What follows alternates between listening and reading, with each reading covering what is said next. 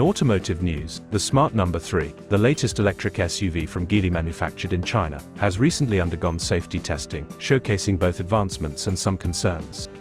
This marks the second electric SUV released by the company. While larger than its predecessors, the Smart No. 3 faces challenges in certain safety aspects. Reports indicate underperformance in far-side protection and contact between front seat dummy occupants during testing.